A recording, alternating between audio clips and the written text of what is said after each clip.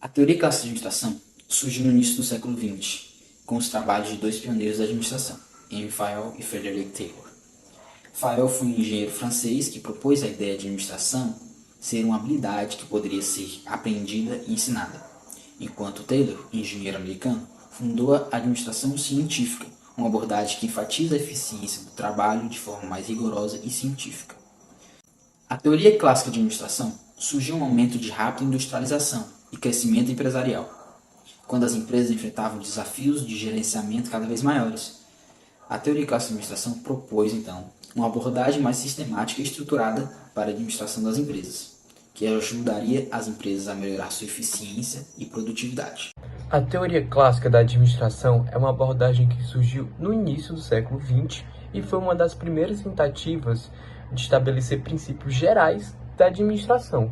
Ela se concentra na estrutura organizacional, na eficiência operacional e na racionalidade de decisão. A teoria clássica foi desenvolvida principalmente por um teórico chamado Henry Fayol.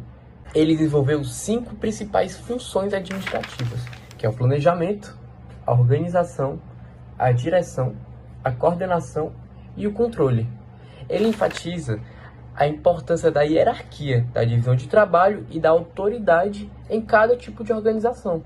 Essa abordagem clássica da administração teve um impacto significativo na forma como as organizações eram estruturadas e administradas, e ainda influencia muitas práticas gerenciais até os dias atuais.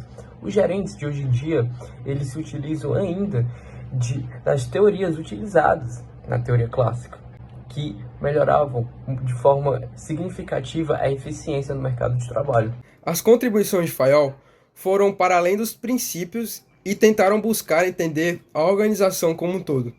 Para isso, o estudioso estabeleceu as funções básicas que qualquer empresa deve desempenhar, bem como funções administrativas. As funções básicas de qualquer empresa dizem respeito às grandes funções que precisam estar presentes para o bom funcionamento da organização. Por isso, elas se encaixam na grande maioria dos modelos de negócio. Sendo assim, pode-se elencar 6 funções básicas, sendo elas: funções técnicas, voltadas para a execução da atividade fim da empresa, seja ela a produção de bens ou a prestação de serviços. Funções comerciais, relacionadas ao processo de intermediação com fornecedores, clientes e parceiros. Funções financeiras, alinhadas com a gestão dos recursos, bem como a avaliação de projetos com a garantia da sustentabilidade financeira. Funções de segurança, voltada para garantir a proteção de pessoas, bens, sistemas, processos e tudo que é fulcral para a organização. Funções contábeis, relacionadas ao cumprimento das obrigações, bem como o acompanhamento de custos, despesas, receitas, estatísticas e inventários. E por último, mais ou menos importante, as funções administrativas. Elas dizem respeito ao conjunto de atividades que devem ser cumpridas para que uma organização otimize o seu dia a dia e aumente, portanto, o potencial dos resultados. É certo dizer que, como toda ciência, a administração também é pautada em leis e princípios. E Fayol definiu os princípios da administração, sendo eles a divisão de trabalho, pois ele entende que o trabalho precisa ser bem definido e cada colaborador deve saber seu papel dentro da organização.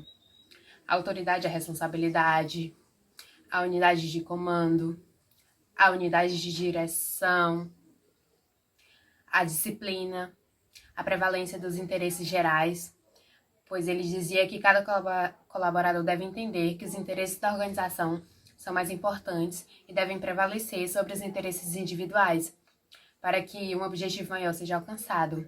A remuneração, a centralização, pois o líder ele carrega a responsabilidade, mas ele pode delegá-la em subgrupos para que todos possam realizar adequadamente seus papéis. A hierarquia, a ordem, a equidade, a estabilidade, pois a rotabilidade de funcionários pode gerar consequências para a empresa e é ideal mantê-lo dentro da corporação. A iniciativa e, por fim, o espírito de equipe, pois todos devem ter uma consciência de classe e entender que devem trabalhar em conjunto e em conjunto obtêm-se melhores resultados.